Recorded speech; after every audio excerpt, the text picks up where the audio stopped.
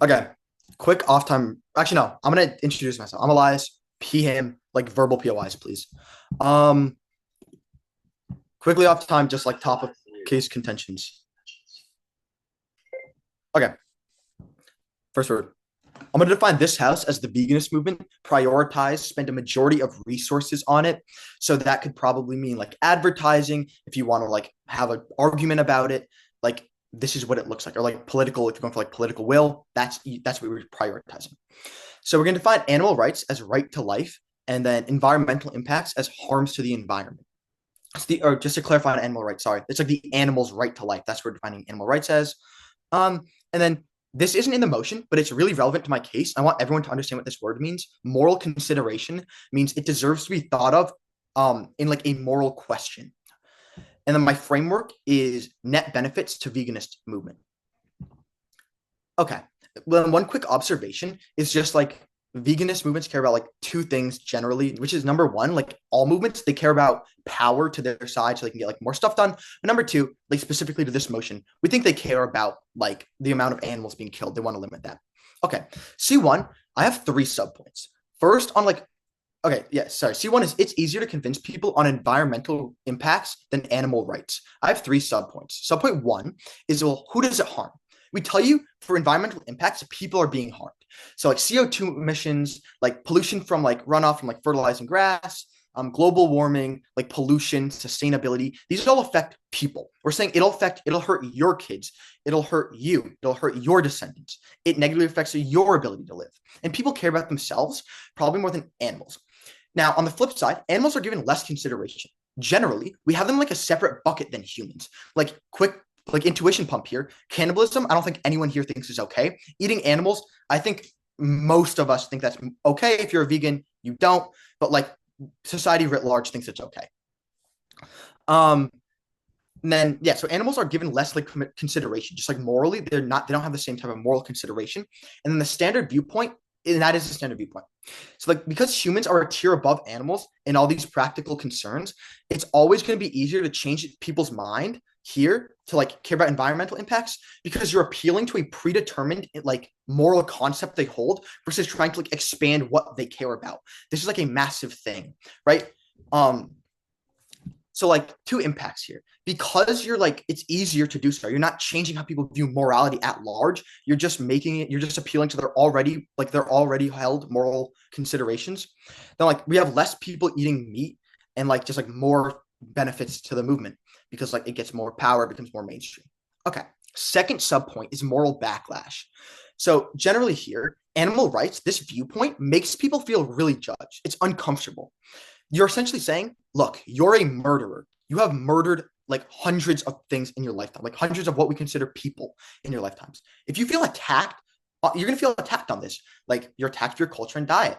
And that feels really, really bad. It makes it so like you don't want to engage in that movement at all because even engaging in it means questioning whether or not you are a murderer. It's way easier to just be like, no, that's not true.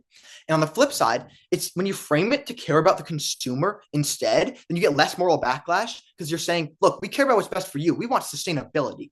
That's why you should become vegan, not because you're doing anything immoral, but because it's good for you and it's good for other humans. So you get less moral backlash. So like two impacts here. Number one, you have like less backlash against vegans in general. They don't get like hated as much. They don't get as much like negative political will. But number two, you also have like more people stopping eating meat because it's a more persuasive argument generally. My third subpoint is on political viability. Quick like analysis of the status quo, we tell you like if you think like PETA, they're seen as like insane. This is a fringe political theory that like animals have rights. We see tons of hatred on PETA. Like this is incredibly fringe. Like almost no one supports this ideology. Like society at large doesn't think it's true. And like you'll almost never get anyone politically to buy this. Like I don't even think it exists in the status quo. Like, I don't even think there's a vegan party that gets enough support to get listed on any ballots, let alone have like a Democrat or a Republican or even like a third party like a Green pull up something like more regulation. But on the flip side, if you kind of frame it as as like well we care about sustainability, that's a way more appealing political platform, so you can get political change there, maybe more regulation there, and it's gonna be easier to get that. Second thing, still under political viability, is like who does it appeal to? like we tell you, like you can make arguments to the left wing and to the right wing, all under this idea of like environmental impacts. Left wing, you can like appeal to climate change really easy, but right wing, you can make like these business appeals saying like, look, you kind of need sustainability in order to like have businesses run well and have like these good impacts for like the economy. And you can kind of appeal to both versus on the flip side, excuse me, animal rights is so fringe, you're almost never, you can almost appeal to like no political party with that.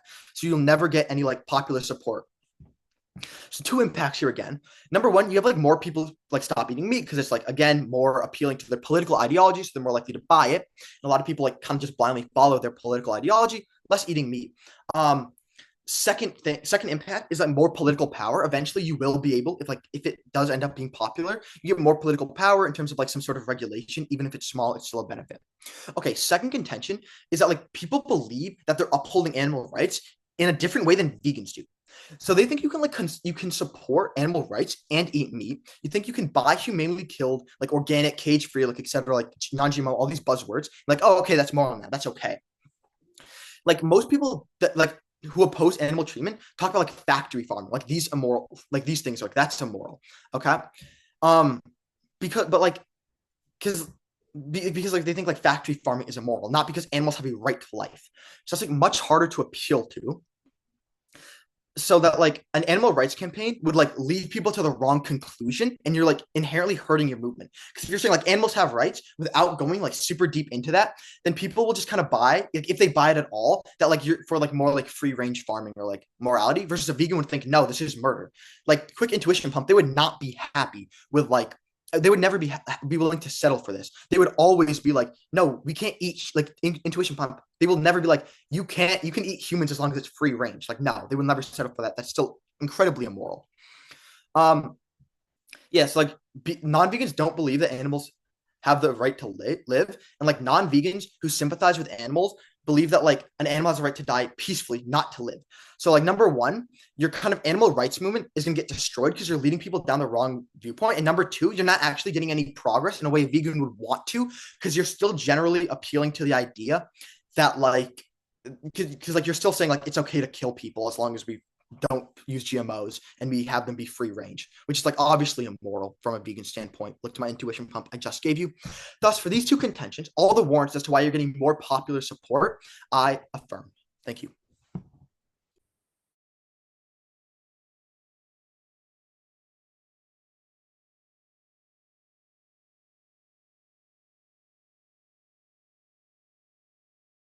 Okay, hi everybody. Before I start my time, I'm Penelope. I'll be first and third opposition speaker.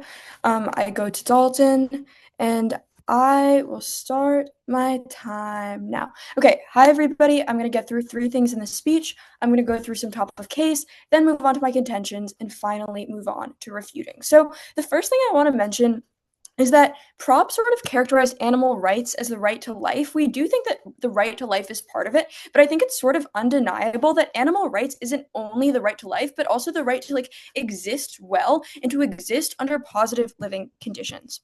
Okay, moving on to some characterization, we think that ultimately this debate is about which side is more convincing to people and which side moves people towards aligning, either becoming vegans or just like aligning with and supporting the veganist movement more. I think that both sides agree on this, so it'll be pretty straightforward in that regard. Okay, our first contention is that since animal advocacy or animal veganism has a greater impact, we think that it's way more convincing to people. The thing is, being a vegan doesn't really have much, like there isn't much proof that being a vegan has a substantial environmental effect. However, there are so many statistics that prove one person cutting out a pound of meat for 10 years leads to effects in the 10th decimal place.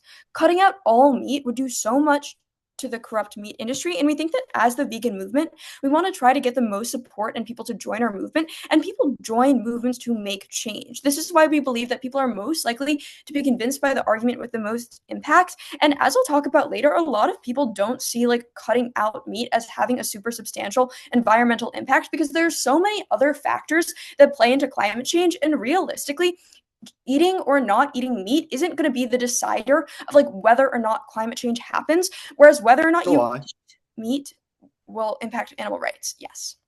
Isn't it true that cows literally have like one of the highest, like farming cows has the highest CO2 emission out of like, it's like the leading CO2 emitter? I don't know if that's true, but that doesn't really seem feasible to me, given how many like major companies and major projects that have to use so much energy. We don't think realistically climate or that like eating meat is what's causing this. Okay, our second contention is about like how empathy convinces people. We think that climate change is incredibly abstract and most people will realistically not take that much action against it. This is because it seems sort of distant and also sort of like far fetched. We think that animals are uniquely likable, and the impacts of killing an animal make feel much more tangible, right? Like it's a lot easier to feel upset when you're eating a literal piece of meat than when you're thinking about some abstract concept like climate change that feels very daunting and very hard to tackle. As I said earlier, climate change is such a major issue, and we think that most people don't see that an action they take having a legitimate impact on climate change. I'm sure we've all been to those informational seminars when they tell you not to run the water while you're brushing your teeth or not to leave the lights on. But so many people don't like buy into this or do this because climate change is such a major issue and people don't actually think they have the ability to tackle it. This is why a lot of people don't recycle, don't turn off the lights when they leave the house, etc. And we think that people have an innate sense of morality and moral responsibility, but they can't actually fathom the actions they're taking having like a massive impact on society as a whole. We think that overall people can, like my sister is a vegetarian. She became a vegetarian not because of environmental impacts, but because when she thought about eating meat, she felt repulsed and she felt disgusted in herself. We think that this is the type of reflection that people are more likely to have and more likely You know to be what? impactful for the movement. No, thank you. We think that overall, this means that more people will become vegans because it feels like they can make more of a change. And we also think that this means that more people will sympathize with the movement rather than seeing what they're doing as super abstract and far fetched. Our third and final contention is about corruption within the meat industry. We think that the meat industry is so terrible, and we see chickens so fat that they can't walk. The qualifications to be free range or anything are so slim, you just need one patch of grass. Their beaks are cut off, and they live in such small quarters. This is so disgusting. We think that humans, like I said earlier, have a desire to tackle moral issues You in know our what? society. No, thank you. And this is an issue that, unlike that, can have a real impact. We think that this is sort of similar to or sort of goes against prop's second contention, but we think that like even though they tell you can still buy meat while believing in animal rights, we think that this is inherently not true in the world we live in, and the so-called like ethical farms are actually really terrible and really unethical. And by enlightening how terrible the actions people are taking on a day-to-day basis are, we see the most change and also the most education on what to do better. Because again, the veganist movement, yes, wants people to become vegans, but they also just want people to be more aware of how to prioritize animal rights as a whole. Okay, now moving on to some refutations. For their first contention about how it's easier to convince people on an environmental impact. So their first contention is about how people are harmed by climate change, not animals. So I think we have a few refutations. Firstly, humans innately care about justice. Like, why do we protest for little children? Like little children in foreign countries. Just because we're not these little children, we still have like a sense of moral responsibility for animals and creatures that we feel empathy for. And secondly, we think that even though climate change has an impact on people, most people cannot see the immediate impacts of climate change in the way that they can understand an animal dying, right? Like I'm sure we all talk about climate change, but it's very far-fetched, it's very abstract. Secondly, they talk to you about moral backlash. They tell you that talking about animal rights makes people feel judged and uncomfortable. So first of all, we don't always think that this is framed around murder. We think that a lot of vegans and a lot of vegetarians who are like doing activism are actually doing it from the perspective of like, how do we protect these people or how do we protect these animals rather than demonizing those who haven't done it already? Because I think that most people have had meat at some point in their lives, and most people are sympathetic. Most vegans are sympathetic to those who eat meat. They just want to educate. Secondly, we think that climate change is so incredibly daunting, and we think that people want to ignore it more. Like, people are more tempted to ignore a large scale, abstract doomsday situation than feeling attacked about animal rights. And also, thirdly, like by giving the information about how horribly animals are treated, we think that this can actually be really convincing. And we think that the feeling of being uncomfortable is actually so uniquely convincing because being uncomfortable is how we make change. Making people feel uncomfortable in what they're doing promotes reflection and will allow them to see why they truly want to become vegan. Okay, their third subpoint is about political viability. They say that people think that animal rights are super far-fetched. First of all, we don't think this is true. We think that most people, like, think of the ASPCA. So many people support them. So many people fund these ads because people do have a unique interest in protecting animal life.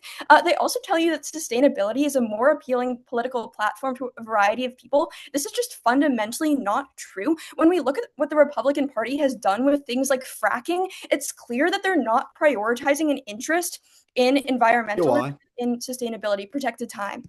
We think that overall sustainability isn't appealing to everybody because it targets things that or targets institutions that people think should exist, and we think that also animal rights is not this fringe. The majority of people think abuse is really bad. They also, and okay, now moving on to their second contention, they tell you that people think you can support animal rights and eat meat. So first of all, we think that this isn't true because in the current state of our world, there's virtually no way to ethically eat meat. As we said during our third contention, it is basically impossible because almost every organization, even like the free range products, are super terrible and super damaging. And we think that not eating meat is the only way to ethically um, to consume or the only way to consume food ethically. And secondly, we also think that like the veganist movement has an interest in protecting and advocating for animal rights as a whole, even if people don't completely turn vegan. And we think that this brings awareness either way. Overall, we just want to prioritize what's best for the veganist movement, and I urge a not ballot. Thank you.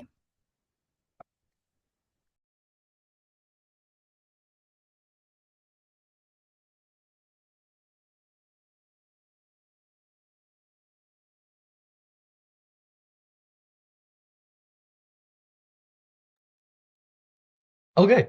Let me just pull up my timer, and if everyone's ready, my time will start on my first word. Everyone good? Okay, I'm gonna take that as a yes. Hello, Judge. My name is Nico Ordekunyan. I'm going to be the second speaker for this motion. Real quick run up my speech. I'm going to refute their case and then their refutations to our case. Okay, so first, let's look at their case.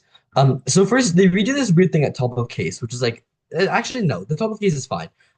Like animal rights contest that animals have the right to exist under good living conditions. Like, sure, we're relatively okay with that, although it's like they don't reference it during their speech, so it's kind of relevant to the rest of their content. Okay, now moving into C1. It's like their C1 is that animal advocacy has a greater impact and it's more convincing. Okay, so first, they tell you there's not enough statistics saying that cows lead to high expulsion of CO2, which is just like completely false. Like, we're not doing this.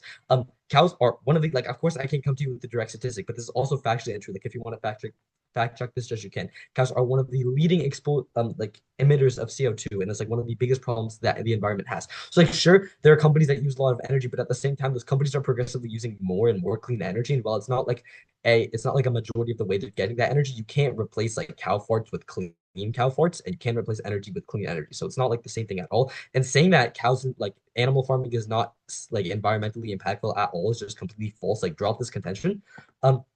Like if you want to look at the lack of statistics instead of like because first they tell you that cows aren't a high emitter. That's not true, but that's not what their contention is about, right? Their contention is about the fact that there's not enough statistics, which is also completely untrue. First, if you want to look at the amount of like say statistics or advertising campaigns that people put out about animal rights, like PETA has been trying the same animal rights campaign for the longest time. Like it is not in any way, shape, or form true that there are a lot of statistics that are really convincing about animal rights, but not about climate change. And this is true for a couple of reasons.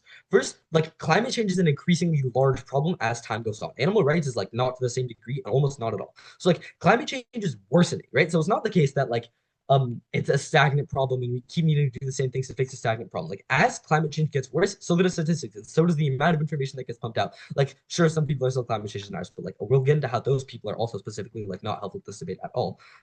Second of all, if you want to look at like the campaigns that say PETA has tried running, it's also like completely like also in the same way fully useless because the statistics about animal cruelty are already out there. Like the problem is not rising nearly as much as climate change. It doesn't have nearly as big of an impact as climate change. But PETA has been trying the same campaign about how animals deserve rights. We need to stop killing them for will forever and longer. Like this animal rights campaign exists. And because the stagnant problem, as in like because the problem has remained the same for the longest time, and these statistics have done virtually nothing, it's really easy to say that their effects do not exist because we tried them in status quo and it just does not work. But insofar as climate change is a rising problem, as climate change rises, we need to switch like proportionally the amount of advertising and the amount of like focus that we give to climate change in terms of veganism. So like as climate change gets worse, as it is now, like climate change is worsening more and more, we need to focus more and more of our attempts at fixing that. C2. Their C2 is empathy. Okay. This is so wrong in so many ways. Like this contention is fundamentally completely flawed. First, people have a moral obligation to do things. Like first they talk about protecting children in like foreign countries. Like what are this just does not happen. Like, if you want to talk about some people advocating for like children in foreign countries, yes, obviously that's true. But at the same time, like moral obligation has never been a driving factor to get anything done for the longest time. Like currently we're funding genocides everywhere. It is not in any way, shape, or form true that the moral obligations of animals is going to be enough to get us to do something. Because oftentimes the moral implications of humans being genocided is not enough for us to get involved. So in what world is moral implication going to be more severe than climate change? Like people always have moral lives. People always have more leaders to themselves than anyone else. And climate change is a unilateral impact. So like I'll get into how significant climate change is later in my speech, but climate change is like all encompassing. So everybody dies. It's not like, hey, those people over there died. Like sure, I'm slightly morally opposed to it, but like at the same time, how does it affect me? No, everybody has died. And because because people always hold themselves and the people they hold close to in their like line of reasoning, so like moral consideration, like my teammate defined here at the start of case, it is far more significant for them to believe that like some form of moral consideration in the frame of like I will die and the people I hold close to will die and our lives will become harder. And the myriad of terrible effects climate change have are far more important than animals dying. And that's for a couple of reasons. So first, and this they tell you that like climate change is abstract and like animal deaths are not abstract. This is false for a couple of reasons. Like first, they keep talking about like statistics for climate change that aren't real, but at the same time, they really are. Like climate change is not an abstract concept. Just because you can't, like, it's a gradual shift, but at the same time, the statistics are out there way more. So like, there's zero, like, none of this is abstract. People know about it. Like, if you're climate change denier, that's one thing, but people recognize that climate change is a real problem. And second of all, like, animal abuse is also fairly abstract because, like, on one hand, nobody, like, I eat meat, but I don't kill animals. So, like, animals dying is still relatively abstract to me. Like eating meat is not the same thing as recognizing that animals were killed inhumanely. So like these problems are equally abstract because nobody is seeing the direct things. Like nobody is seeing directly how they're happening for either of them. So like assuming you buy their point about how climate change is abstract, which is really not. Animal cruelty is like hugely abstract unless you're directly involved in it. And if you are directly involved in the animal murder industry, especially in the way like animal murder specifically in the sense that it's cruel and like cut off their beaks, like chickens so fat they can't walk, then you're probably not going to be morally opposed to it either way, and you're definitely not becoming a vegan. Okay, then they talk about like the innate sense of moral responsibility. They use like their sister as empirics. Like, okay, we're not going to consider this in any way, right? We're not going to like use their sister as examples, and considering the fact that moral priority for people that like for people and humans that are not close to you in your life has never been that large of a consideration for other people. There is zero reason to believe that moral consideration for animals, that if we stop doing this, it would hugely inconvenience life, is going to be a driving factor for people to become vegan. Sorry. Now their C3 is corruption in the meat industry. So they try to tell you that because like meat industry is inherently corrupt, the only way to stop this is through veganism. This is wrong for a couple of reasons. First, they tell you like the requirements for for things like free range are really loose. Like sure, this is true to a degree. I like honestly, I'm not sure how true this is. Like free range, I do know the Patrick gas argument, but there's also like organic, like peacefully slaughtered, like all of these things probably have some level of qualification that my opponents aren't telling you. And then at the same time, like they say that people want to tackle like this moral problem and you can't tackle it unless you stop eating meat. This is false for a couple of reasons. Like first, if it was true that people knew that this was this big of a problem, like if people, because PETA is putting advertisements about it, right? So like according to them, people have the moral responsibility and they want to fix this. But at the same time, a lot of people eat meat eat purely like cage-free, GMO-free, like all these buzzwords, meat, because they think it's morally correct. So it's like people have the moral responsibility, maybe to fix animal cruelty, but not to stop eating meat, just to purely fix animal cruelty. And it's like what we told you in our first contention or in our second contention. Like people go down the path, they recognize animal cruelty in farms, they recognize all of these problems, and then they go to the conclusion of we need to stop these farms and not we need to stop eating meat. Because the problem that they're proposing to you isn't with meat, it's with the way meat is like gathered, the way animals are killed. And if you want to argue that we should stop like farms from fattening chickens and cutting off their beaks, like sure, I'm in agreement with that, but it's also completely not topical. So like drop this third contention. And like this whole point about believing animal rights is directly conflicting with eating meat. Like if everybody knew about this terrible treatment and it was as exaggerated as my opponents are making it seem, which it probably isn't. And also, finally, at the same time, like there was this true moral obligation that people had, which isn't there, then maybe you could buy this. But because three assumptions they make in that case are fundamentally untrue, there's like three really clear flaws with their case. That means you can't buy it. Now onto the refutations to our case. First, let's see. They talk about like how like yeah, humans innately care about justice. Like, really? Do they? Because at the same time, like genocides happen around the world, and we as humans aren't directly getting involved, right? Like when like there's wars everywhere that I'm sure my opponents don't even know about. Like there's all kinds of genocides that go on around the world that nobody lifts a finger to stop. Like, sure, we post something on social media about how we feel terrible, but nobody's stopping it. And that's humans being genocided. And at the same time, you'd expect us to believe that animals being killed is enough reason for people to take a fundamentally like staple out of their diet and make their lives like that much harder is going to be enough for them to do anything. Like, no, this is fully wrong. Then they talk about how like people being uncomfortable is like a great moral motivation. Like, first of all, people aren't like this.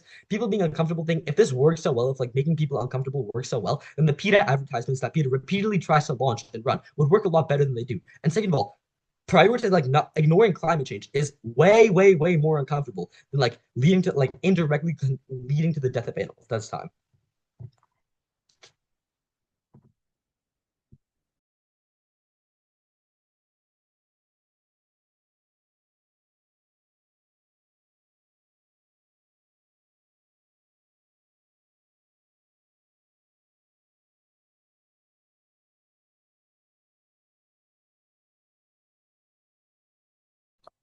Okay, before my time starts, I'm Victoria Meyer.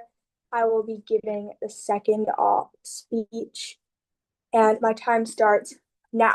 In this speech, I will start, or I'm sorry, um, I don't think I'm highlighted. So, is everyone ready? Can... Oh, you are. Okay, everyone's ready now. Okay, my time starts now. In this speech, I will start by defending our contentions, then I will move on to talking about theirs. So, to our first point about how a greater impact convinces people much more, they're telling you that cows actually do emit a lot of CO2. They're kind of arguing about semantics and statistics. The thing is, like, while cows do lead to a lot of CO2, there are two things to this point. One, like, people don't actually really understand how like not eating cows is going to cause this, and there's not a lot of statistics surrounding this. And the second part is that like a lot of people, especially people that aren't heavily educated on the matter, think that it's in fact counterintuitive. They don't understand how not eating an animal is going to cause like issues that their existence is like creating. Like if you're eating an animal, people just think this is counterintuitive. People don't understand this. It isn't very clean cut and it's very detached. They're telling you like how PETA is putting out this information and people don't listen to it. The thing is, like, one, a lot of people, they don't actually listen to PETA because PETA has this bad name. And the reason for this is PETA has like these very not nice tactics that people aren't inclined to listen to. And while we think that PETA's message is right, PETA isn't the best way to get this message across. And people don't listen to them. As they've said, they don't listen to them. And therefore, they don't listen to their statistics. They don't listen to their information. And they don't care.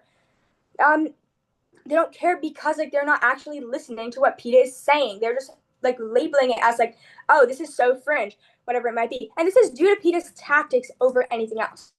They're telling you that climate change is really important and all of these things. And like the thing is, while climate change is a really big issue, it's detached in two ways. One, people don't really understand how being vegan has a direct effect on climate change. They're talking about like cows, but it's a very like detached thing from veganism if you actually think about it. Like people aren't actually convinced by this. Yes. Don't I read you in my first speech that we can literally use empirics to be like, this is unsustainable for your kids. Like your kids are gonna get severely hurt like from climate change. Like, wouldn't all this be like kind of convincing to the majority of the population? We think that actually people see climate change as such a far away issue. They don't actually think it'll affect them or their kids. They don't see it like this. They think it's very detached. And they also think that being vegan is something detached from this issue in general. Like, frankly, like we don't think that whether or not people are scared by climate change, which is its own issue in itself, we think that as well. People are so paralyzed by such a huge issue. They don't think that they can have a real impact on it. You see, everybody knows that recycling is something that has like an impact on climate change, why don't people recycle them? People don't do it. And it's something like that's very small. No, thank you. We just think that like people might understand how big climate change is. We don't think that they're actually taking action because of this. We don't see this happening in the status quo, and we won't see people coming up with even greater sacrifices for this. To our second contention, they're talking about how people don't actually do anything due to moral implications. The thing is, like, they're bringing up these like alleged genocides.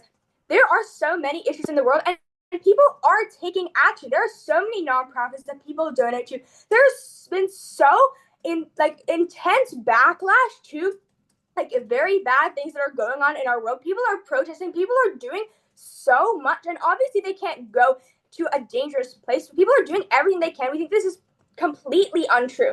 They're telling you that people are selfish and fear is more powerful than empathy. We think that this is not true because fear is paralyzing. For one, this fear doesn't actually exist in a lot of cases, and two, people who actually understand the scope of climate change, they don't feel like they can have an impact. Either you don't understand what climate change is or how bad it is, or you understand no, thank you. You understand to an extent where you don't think you can have any impact at all. Also, animal cruelty is happening right now. Climate change, people don't see its effects as much as they think, as they're telling you that they would. To our third contention, they have literally conceded that people care about animals. They're just hung up on the one issue that people know and they don't, they're not taking action. This is completely untrue. As the only thing that they will bring up to say this is that people don't listen to PETA. People don't listen to PETA. They're right and they don't listen to PETA and they don't understand what PETA is telling them. They don't actually listen to the statistics that PETA provides them. There are so many statistics and people don't know this. You think that they know this alleged notion of animal cruelty? They don't. People don't understand that grass-fed doesn't mean anything. People don't understand all of these things.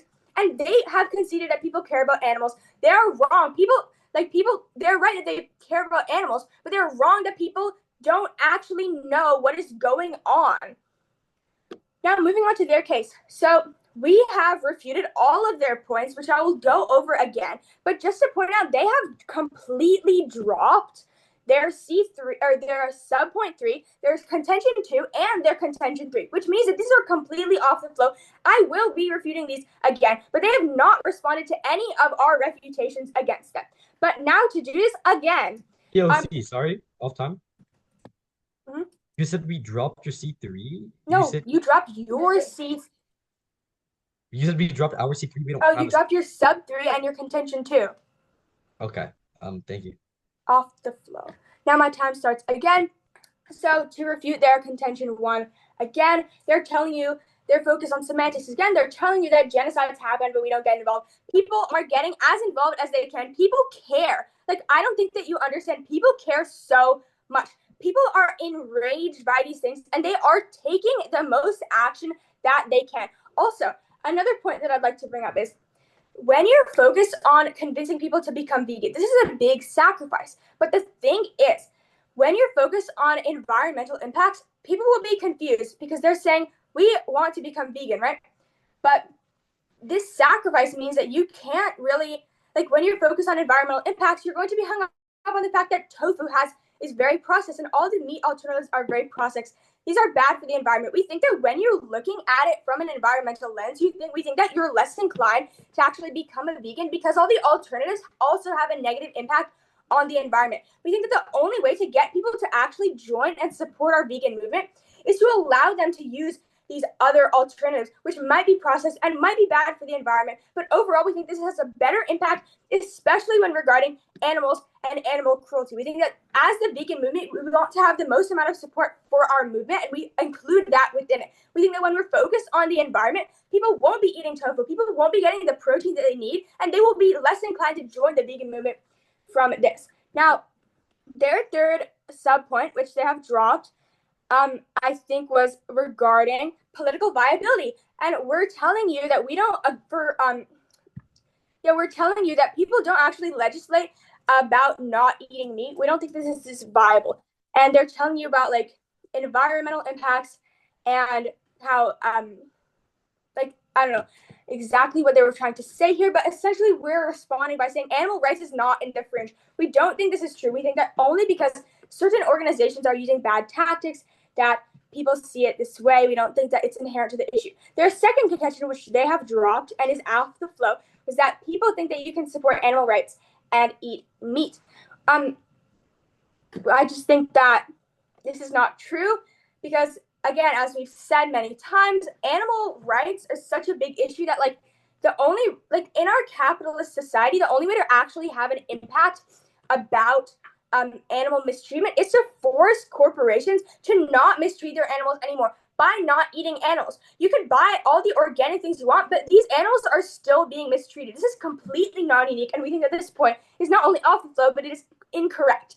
Now, in this round, we're talking about what's best for the vegan movement. We want the most support. We want the most people actually feeling like they can have an impact, which is how you gain support for a movement. This is how we're going to get it. Vote up. Thank you.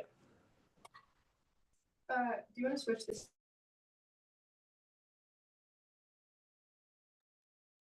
Is it off? Yeah, I just disconnected. Okay, perfect. So before I start my time, I'm Penelope Kale, first and third up. Just let me know if you can't hear me. Sorry.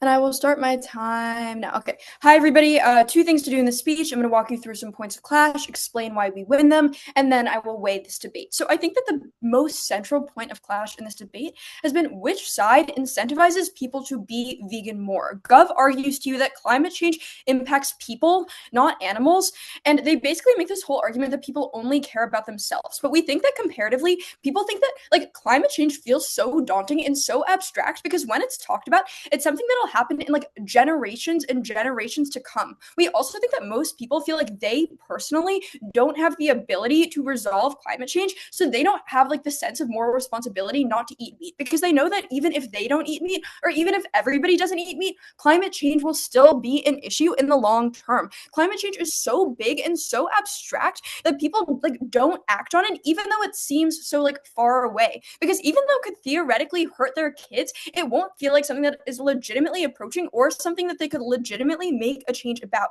Comparatively, when you make the issue smaller about like animals and more at the personal level and more directly connected to an ethical issue, that is how we get people to change.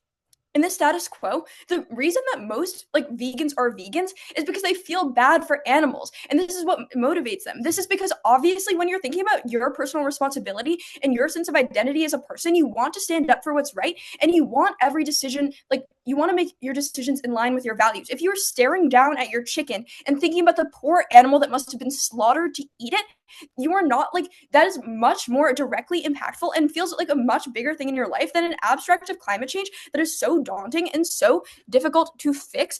They also basically tell you that people don't care about empathy. This like fundamentally isn't true.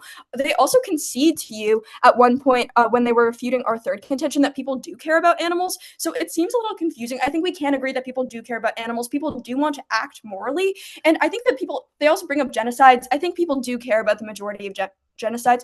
The second point of Clash, which I think is a little less, or we discussed a little bit less, is there's been a sort of confusion about how people think that you can support animal rights and still eat meat. First of all, we don't think that this is true in the status quo, but as the vegan movement, we also want people to be more in line with like ethical thinking overall. So we think that it's better for people to move towards slightly more ethical meat, which we're seeing happening a lot in the status quo. Okay, now moving on to weighing. Which side is better for the veganist movement?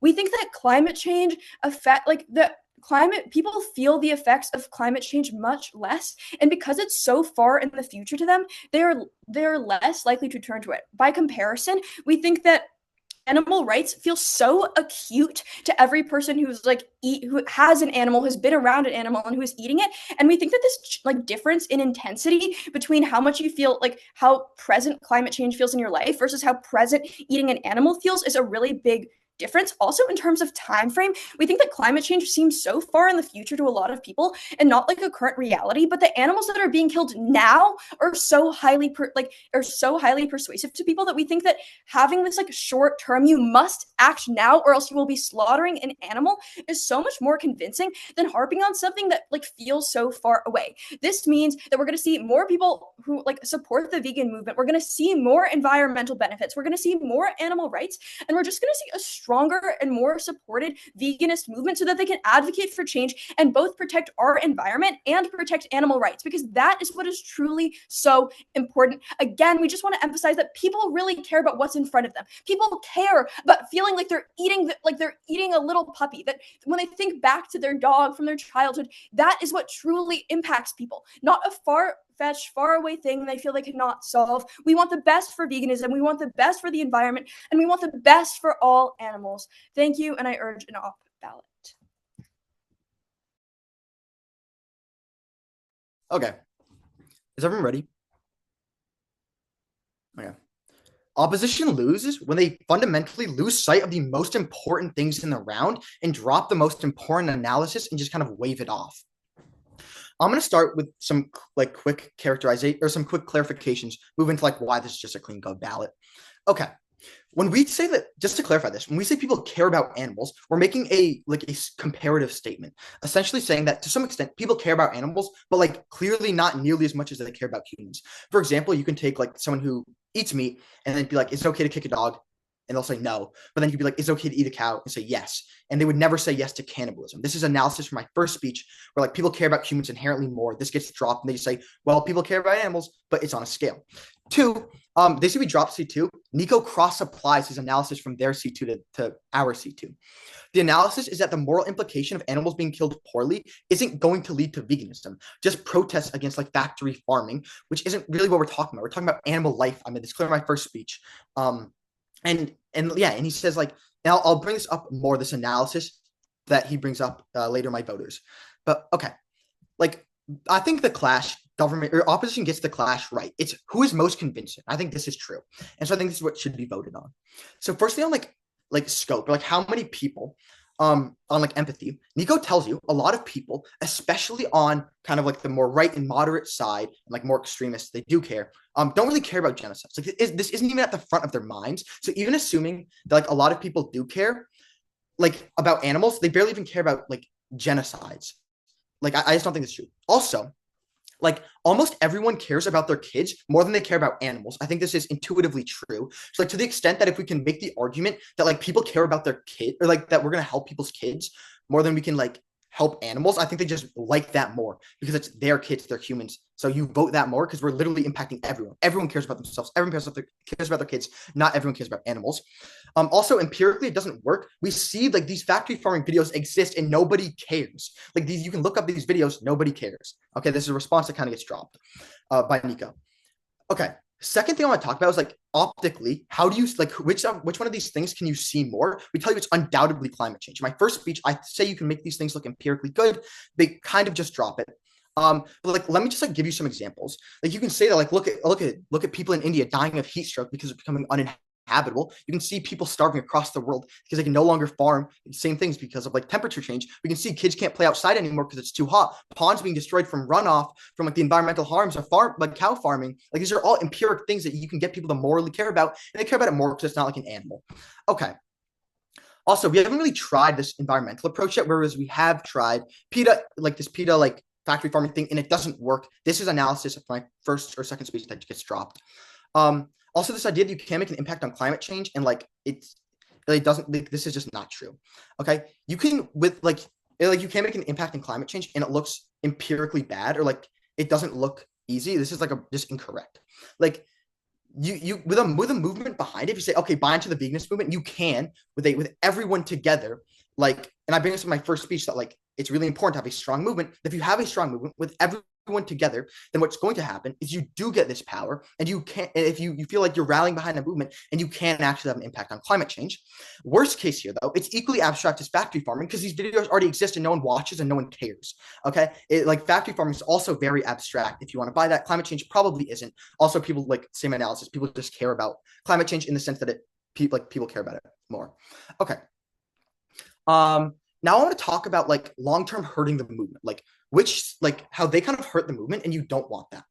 So look back to the analysis Nico gives you on their C2 about how, on their C3 and C2 about how even if people think that moral rights are the right to not be killed, or I'm sorry, not the right to not be killed, but the rights to good conditions in farming and and like clean small farming instead of factory farming. If you lead in this analysis can be cross applied to our C2, which is like partially my voter. Okay. If you buy this, what this necessarily means is that people are going to buy into the veganism movement thinking that they just advocate for like anti-factory farming. And that's not a good thing because that hurts your long-term ability to do anything beneficial, because it means you can never truly advocate for like the liberation of animals, because you're saying, well, no, it's morally justified. It's okay to just it's morally okay to just like kind of lessen their harming. And by the way, they would never, like, veganists would hate this because like, is it morally okay to kill a human and like eat them as long as they're kept on a free range pasture? Absolutely not. That's what vegans care about. Okay, we clearly went on what's most convincing. Therefore, we win the round. Thank you.